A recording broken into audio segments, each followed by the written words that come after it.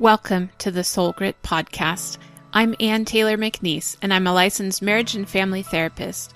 I also love Jesus, and I'm passionate about all things gospel and therapy.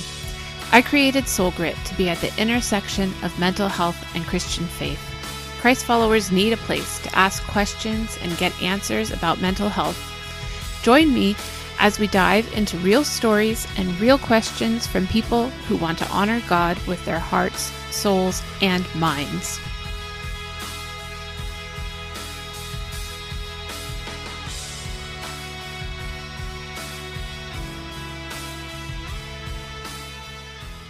Hey, this is Ann. Before we get into today's episode, I wanted to pop in and tell you about an opportunity that's coming up. For the past couple of weeks, we've been talking about busyness and stress and doing too much. But recently, Revelation Wellness put out a 3-week challenge called Project Stress Relief, and it's culminating in some in-person meetups all over the country. Well, if you're in Southern California like me, you have an opportunity to join me at a Project Stress Relief meetup in Lake Elsinore on Saturday, November 12th at 2:30 p.m. This meetup will be hosted by the DC Fit team at the Dream Center in Lake Elsinore, which is easily accessible from anywhere in Southern California. It's just 2 hours of learning about God's heart for your brain health and how He invites you into rest. There'll be some gentle movement and some time to worship. It's a perfect opportunity to enact what we have been talking about on the podcast lately. I can't wait to meet you there. Find more details in the show notes or send me an email if you have a question. Hey, welcome back to the Soul Grit Podcast. This is Ann, and Jess is on a little break this week, so I'm just here by myself going to talk to you a little bit more on the topics that we've been talking about lately, which is busyness and the impact that busyness has on our souls and as well as on our relationships and our family structures. So for today, what I'm actually going to do is recap a talk that I gave years ago about intentional families using the book, The Intentional Family: Simple Rituals to Strengthen Family Ties by William J. Doherty, PhD.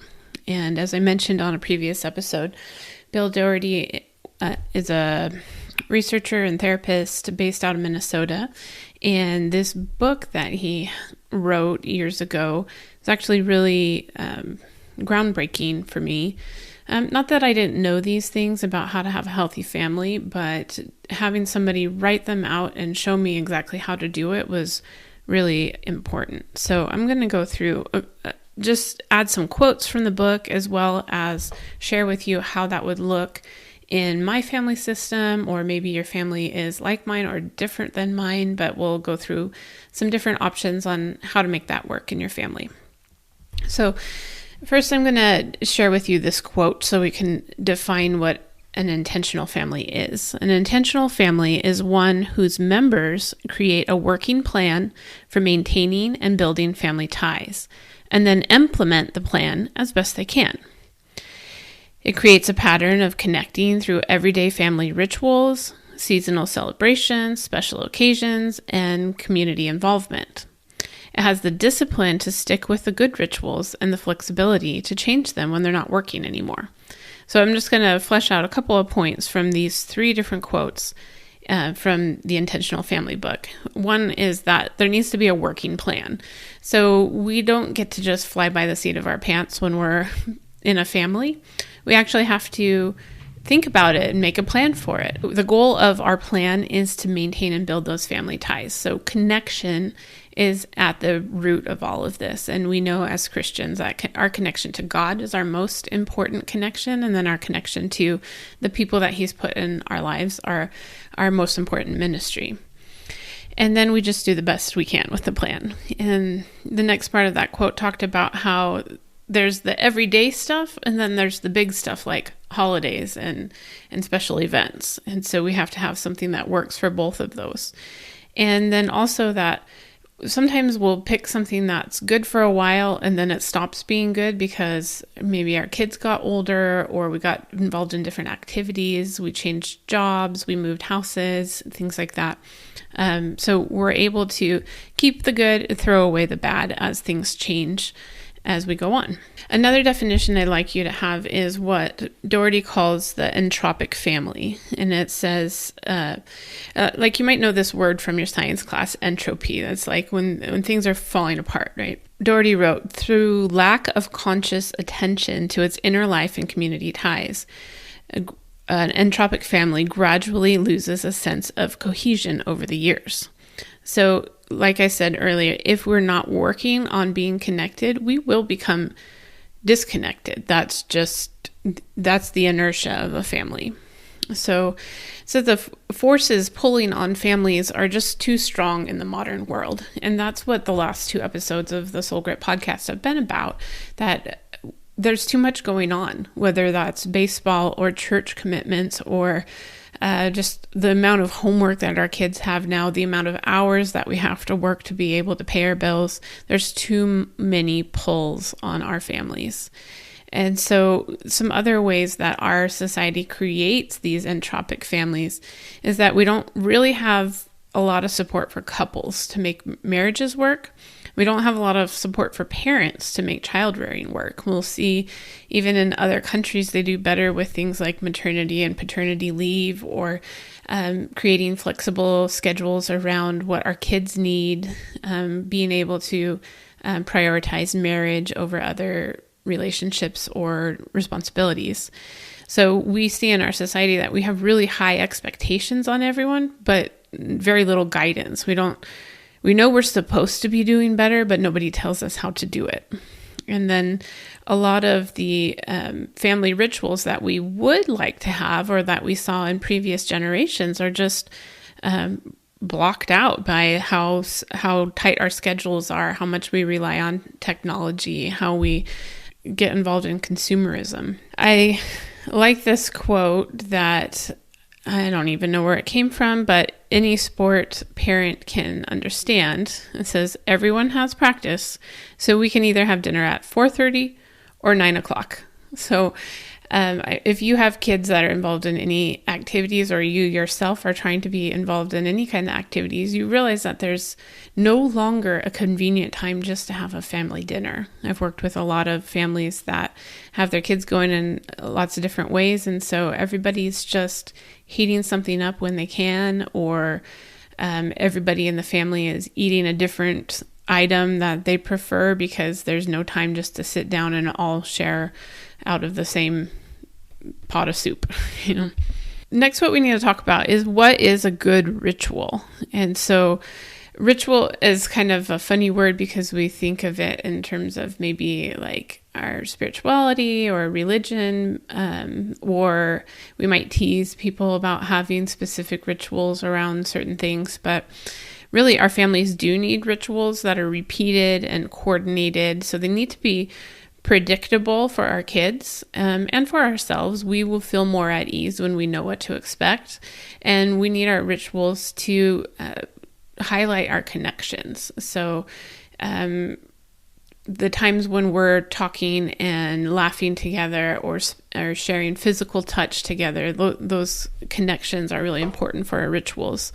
We need them to kind of share who our identity is. So this, I think, is maybe easiest to point out, for me at least, in like our Christian faith. So when I do the ritual of praying with my kids before dropping them off to school or before putting them in bed, that defines our identity as believers in God. Other identities that you might have, though, for my family in particular, my husband is from Minnesota, so everything we own has the Twins, the Vikings, or the Gophers on it. So my boys in particular have this sense of identity of being a Minnesota fan. So you might have other things like that in your house. Maybe it's even wearing a sweatshirt from your school, or doing something particular in your neighborhood. So that's the identity.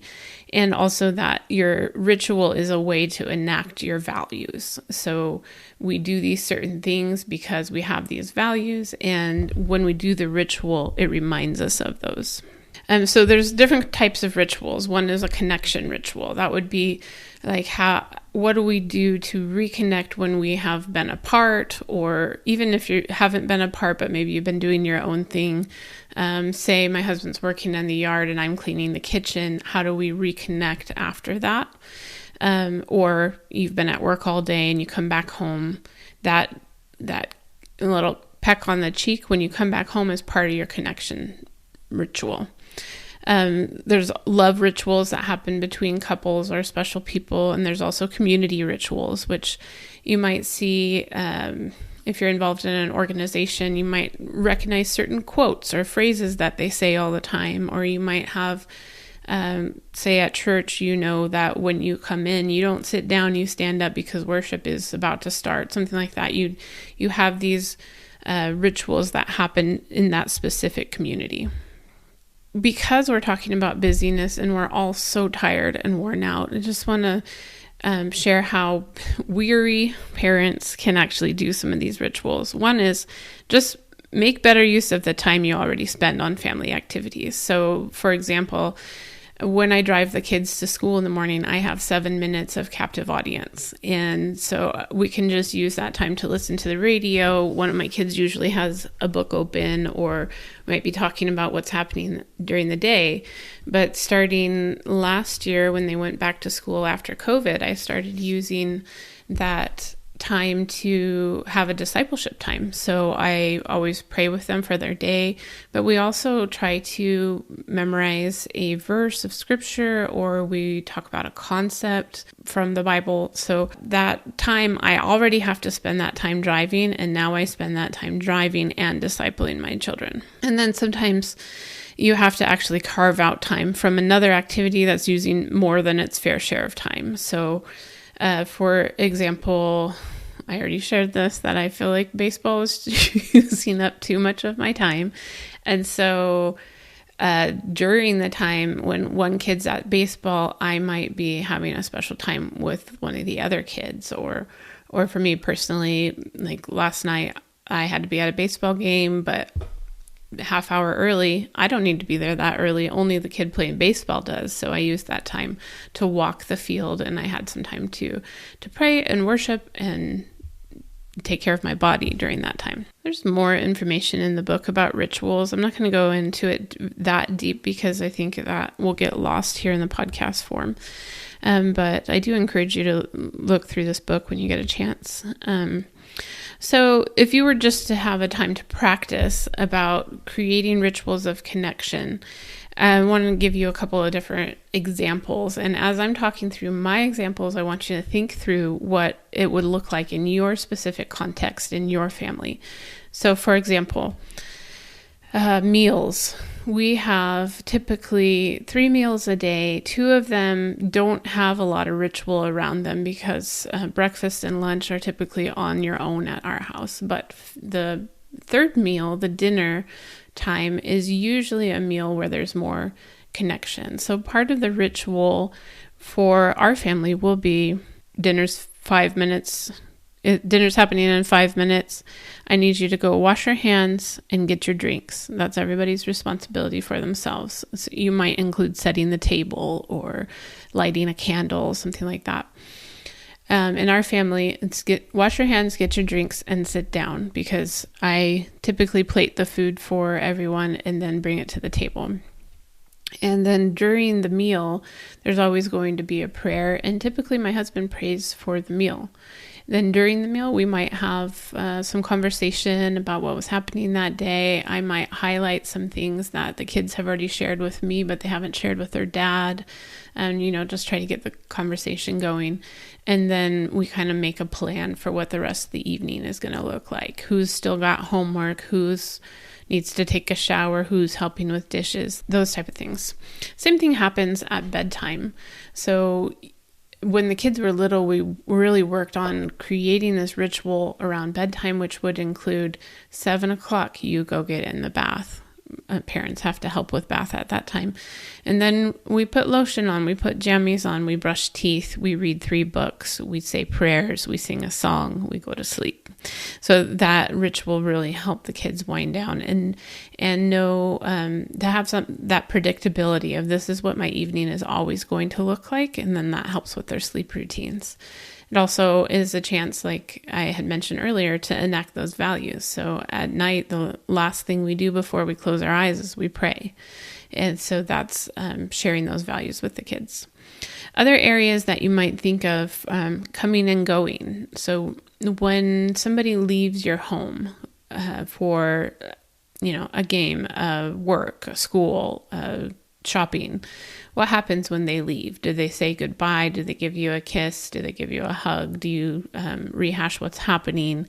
That's a going ritual. And then when they come home, is there a coming ritual, which means you greet them, they put their belongings in a certain place. You might have a hug or a kiss again. And you might chat a little bit. You'll also have rituals that have to do with going out as a family, whether that's taking a vacation or just driving to church in the morning. So one of the rituals when I was growing up as a kid, we lived kind of far up in the mountains where there wasn't any shopping. So we would have to take long trips to another city to be able to just go to Costco, just go to the mall, things like that.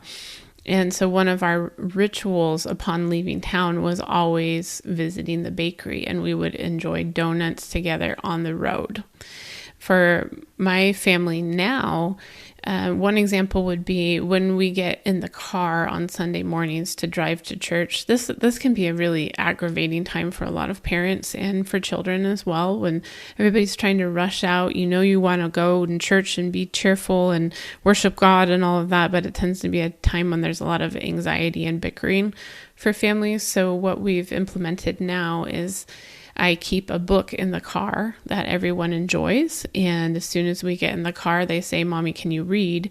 And I will read for that 20 minutes that it takes for us to drive to church. And that keeps everybody kind of connected and calm. If you are a couple and you've added kids, you'll know that you had to reinvent some of your rituals after that. I think about even like your sex life had to change after kids were included, whether they were in your room or they were waking up a lot, like things had to change. And then I think it's even easier to see the community and religious rituals that we all participate in. So here's some questions that I'd like to ask before I wrap up here. You have to evaluate your rituals. I'm going to ask you a series of questions, and if you have time to pause the podcast or go back and write these down in a journal, this would be a really helpful exercise for you to do. So first, is there a ritual missing where you would like one to be? And you might notice that because something just feels lacking, or something, you have a feeling in your body or in your emotions that doesn't feel right when you go through a certain phase, whether that's in your day or in your year. What are your current rituals lacking? So maybe they lack that predictability, or maybe they lack that sense of meaning. And then another question to ask, is there too much responsibility placed on one family member? And often it's going to be one of the parents for that, but I know probably a lot of my listeners are also moms like me, and we can tend to take a lot of the brunt of creating the rituals for the family. So if the mom is the only one that decorates the house for Christmas, or the only one that makes pancakes on a Saturday morning, or the only one that is responsible for all these other rituals, and that can tend to become burdensome to that person, but also it doesn't involve the rest of the family in the same way that would be meaningful for them. So look for ways that you can give other people roles. Next question would be, are family members achieving a balance between individual and family time? And so this is what we've been talking about over the last few weeks. If I have a child that is neck deep in sports, he's got a lot of time that he's interacting with his team and his coach, but not as much time where he's interacting with the family. Same goes for work if you're working a lot of hours, or if you have a lot of hobbies, or any of those things. It can go the other way as well. If you are spending so much time with your family that you feel like you have lost yourself and you don't know what your interests are any longer, then it might be time to create some more rituals of separation and going so that you can have that time built in. And then finally, is there an underlying family problem that's hurting the ritual? So we can talk about big things like substance abuse or any other types of abuse in the family, maybe poverty, or just living paycheck to paycheck sometimes feels this way, where you can't set up the rituals that you would like to do because there's not time or there's not the space for that. But it can also be little things like, is there an underlying family dynamic where we turn to screens instead of turning to each other to get needs met, to calm down, to zone out, those types of things. So take an evaluation of where your family is and see where the problem is. And then I would just encourage you 2 things. 1, ask the Lord what he wants you to do differently and trust the Holy Spirit to show you that. And 2, if you're having difficulty implementing something or even figuring out what's going wrong, go see a family therapist. And that person can help you just unpack what's been going on in your family and what some of those obstacles might be. And they would be able to help you set up some new groundwork and new structures that are going to help your family be more of the kind of family that you envision. After you've done some of that work of asking the Lord and then maybe talking to a therapist about it, if you need to, not everybody will. There's also some advice in the book, the Intentional Family book, about implementing the new rituals. So some of this will make sense to you and some of it's just good reminders. So we're going to choose a peaceful moment for the discussion. So when you are getting your family out of the house in the morning to get to church and you've yelled and they've cried and somebody's been lollygagging, this may not be the time to have a discussion about the new rituals you want to implement. You have to choose a time that's peaceful. And then you can just explain that you would like to discuss a specific family ritual, and then express your feelings and your needs. Why do you want it? What would it feel like if this was better for you? And then you can invite the other people in your family to share their feelings and needs as well. And what are their thoughts about the ritual? Maybe it's working for them, or maybe they didn't ever realize that there could be a different feeling in the family. I would also encourage you to offer your ideas tentatively, not definitively. So you don't want to go in there and say, well, I'm the mom or I'm the dad, and so this is how it's going to be. But say, this is something I've been thinking about, and I wonder if this would work for everybody. What are your thoughts? And then you can just talk about doing a trial run. So recently, I wanted to implement more of a Sabbath in our family, and that's not something you can just switch on and off really easily when you've been used to doing your chores, doing your grocery shopping, and doing other activities and outings on a Sunday or whatever day you pick for your Sabbath. It's not just something you can automatically be good at. So do a trial run and see what works for you and for the rest of your family. And then make note with your family that you're going to come back and talk about it again after that trial run to see how it's working for people, what they liked and didn't like, and what you could be changing. Other maybe more indirect or sneaky ways to get this done, besides having a big family discussion about it, is just make something happen one time. Don't make a big deal about it. Just do it that one time and see how it goes. Then you can ask the other people in your family if they liked it and if they would like to make that something that you do all the time. For example, with the book that we read on the way to church, I may have just one time picked up a book that we were into and started reading it. And then it became something that the kids really enjoyed and helped us feel calm and collected on our way to church. Then you can talk about what are the specifics. And then also, you could think about what's something you already did kind of on accident or just because And maybe that needs to become a ritual for you. A couple of just principles for making this happen. First, you need the adult agreement. So you and whoever the other adult is in the family need to make sure you're on the same page with this, because then eventually you'll get the buy-in from the kids, even if they don't necessarily like changing something. For example, my boys have screen time. They know when to expect it. And if anybody tampers with it, they're going to be quite upset. And so if I were to change something about how that time of our day goes, we would have a lot of work to do around that. So we just want to get the maximum participation with a minimal conflict. And we do that by creating clear expectations of what will be happening, what that looks like. But at the same time being open to change. And then we just want to protect it from erosion, meaning all your good intentions after a while kind of slack off if you're not constantly reevaluating and reminding each other of why we do this. Okay, so that's basically what I wanted to share with you from the book, The Intentional Family.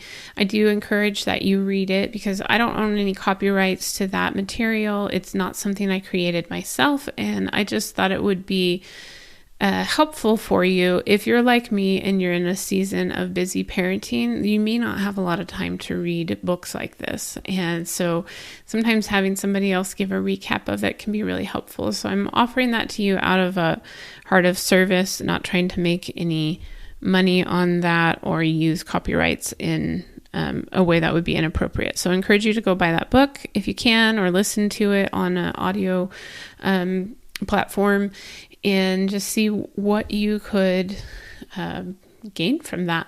If you have some specific rituals or ways of connecting in your family, or ways of protecting your time in your family that you're using that are working really well, I'd encourage you to message us either on the social media. Facebook or Instagram are the places that we're at, or info@soulgritresources.com. You can send us an email, and we would love to know what's working for your family, and we will be happy to hear about that for your own life, but also to share tips with other people.